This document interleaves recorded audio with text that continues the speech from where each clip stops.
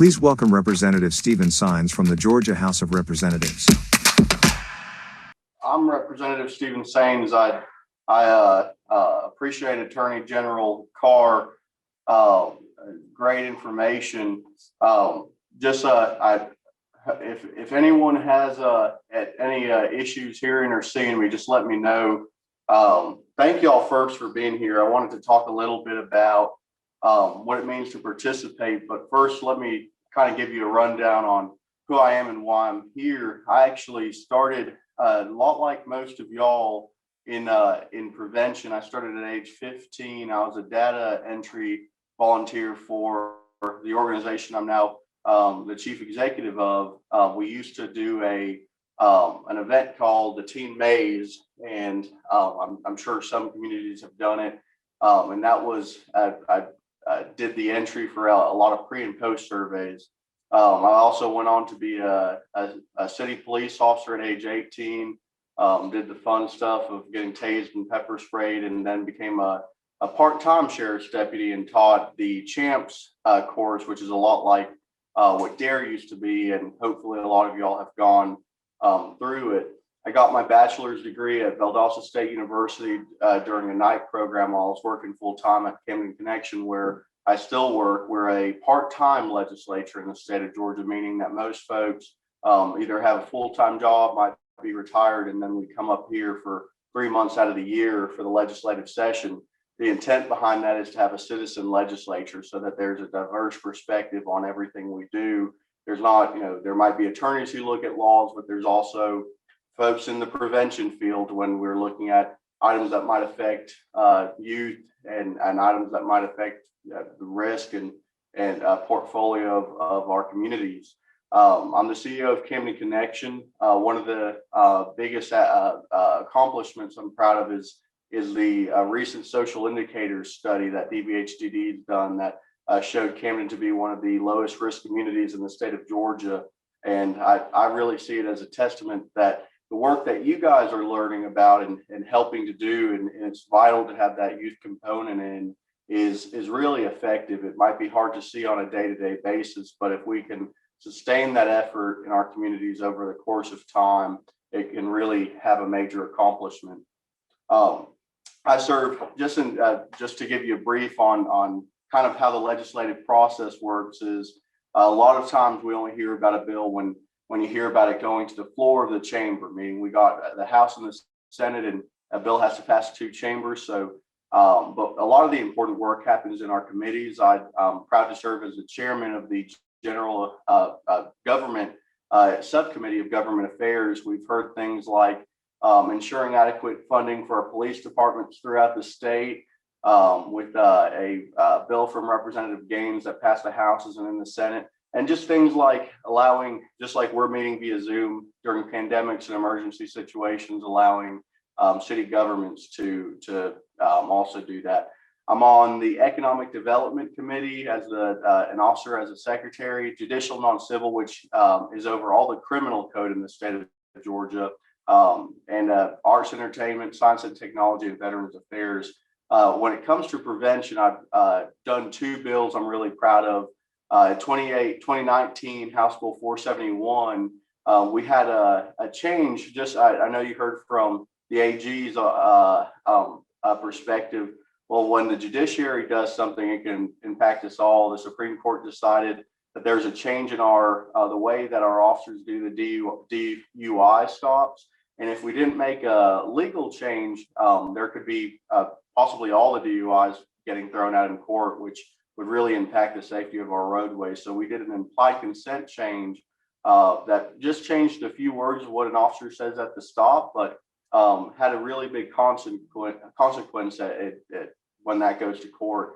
And then this year, and it's still being actively debated, we passed it in the House last night at 11:32 during crossover day, which goes till midnight, because it's the last time a bill can go to the other chamber.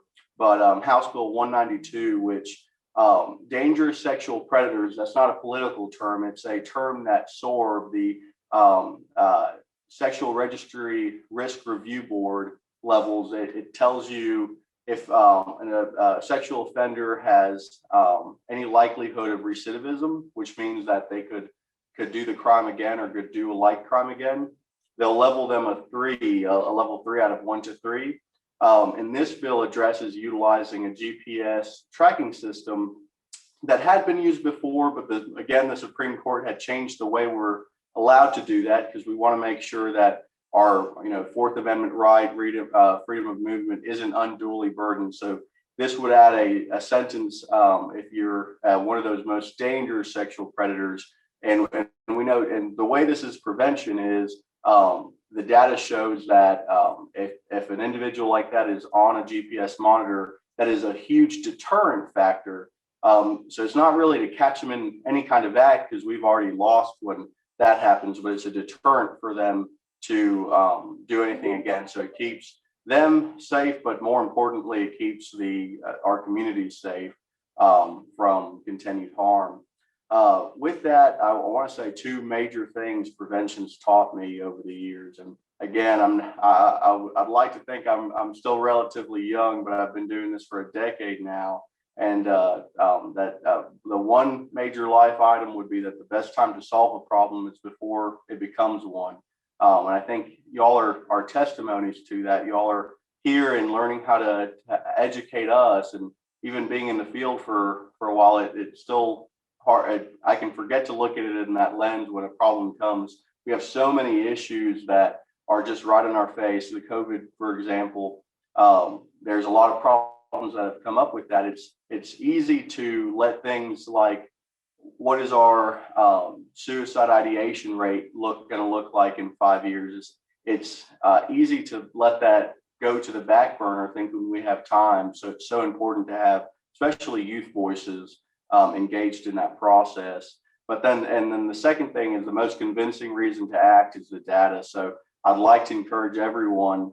There's a wealth of information. I kind of briefly talked about the social indicator study that if you haven't seen it, ask your adult advisor, or I'm happy to have my office send it to you. Is that county profile that's done a really good job of looking at what are those most dangerous social indicators based on the data in each and every one of our counties. So with that, I know I think y'all are running a little bit before time, but y'all are doing one of the best things that you can possibly do to change something, which is to be engaged through attending here. But there's a few different ways you can be involved in the legislative process. Being a official legislative page, you can do that in the House or the Senate if your legislator that represents your area sponsors you. That's changed a little bit for the pandemic this year, but I think that we will likely have it over the summer for when we redistrict our maps because of the census, but also next year. So if you're interested in that, I'm happy to send you the program information so you can prepare for it.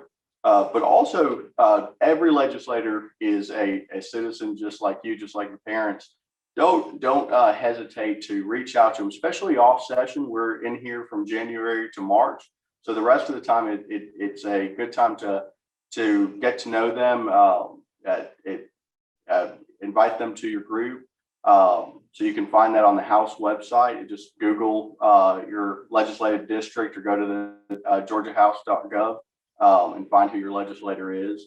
A neat tracking system, Voices for Georgia Children, does a neat primer on everything we're working at that involves the future of Georgia. So I highly encourage that. I don't know if the Zoom is set up for questions, so I'm happy to take some if there are any.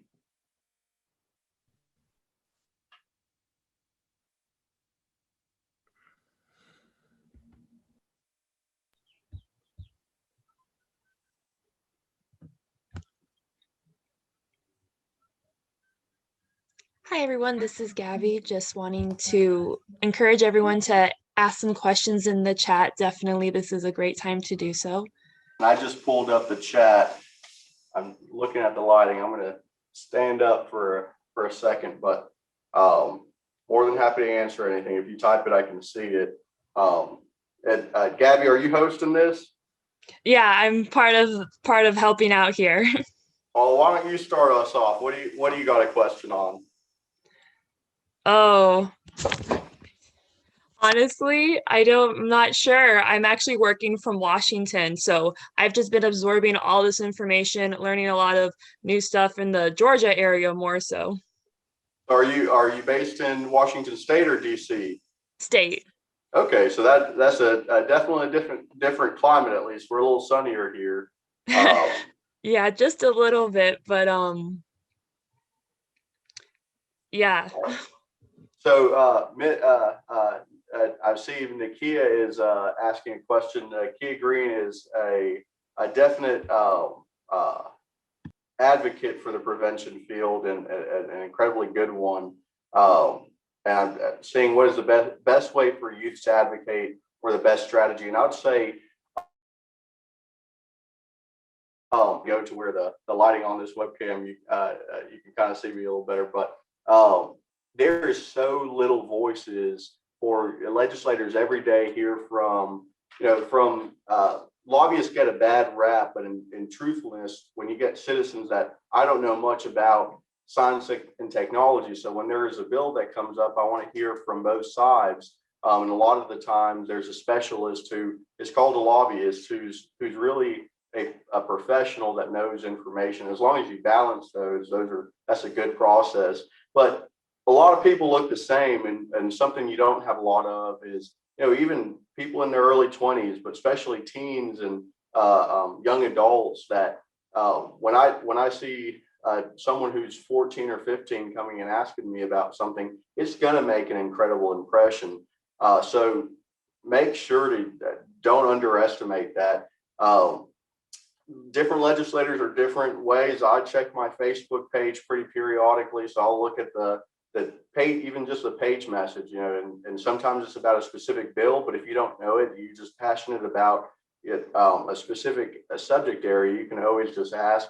But every legislator has is part-time and has a part-time staffer. But you can call and just ask, hey, can if they have 5 minutes, will they call? I would say emails and tech, that kind of text-based communication, still great, but you're really losing out on your major asset, which is being a youth engaged in the process. So I'd encourage you to try to get some, FaceTime, whether that be Zoom or just a call to explain kind of why you're interested in that subject. And a strategy, if I know a good strategy, I'll tell you. I've been up here 3 years, and the legislature is probably the hardest working part of my day for the least amount of results. We can put a lot of effort to accomplish, probably what looks like incremental changes, but that's an important concept when when we're passing laws on the citizens of Georgia's behalf. It's important that work be difficult, because that's part of the filtration process of what we're doing. All right, I think we got another one. Do you think there's anything you can do to better help? Do you think there's anything you can do to better help us youth to advocate? So again, I'm more than happy to be available. Stephen, I'll put my email in the comments section. And if you have any questions about a subject, or if you're not sure who your legislator is, feel free to reach out to me, and I'll connect you to either your senator or a state representative. But I'm more than happy to. Or if you have a question, hey, is there a bill coming up? We have a great House Budget and Research Office that can kind of tell us, hey, is there a bill related to alcohol policy coming up? Is there a bill related to marijuana in this state coming up? So I'm happy to find that information for you. So I'm actually going to do that now before I forget.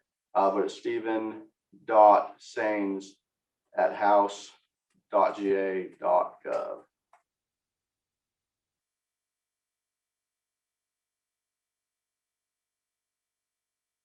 How we can support others in terms of locally in terms of emotional and mental support. I am a fan of two things, and I'm not an expert in this, so I wouldn't take my word as the final say. I think that's an important question to ask. But sources of strength, I know it's a hard program to implement, but it really emphasizes peer leaders, youth leaders in that. and it's done in the school process, I think that's an incredibly smart way to ensure that people want to be connected and know they're cared about.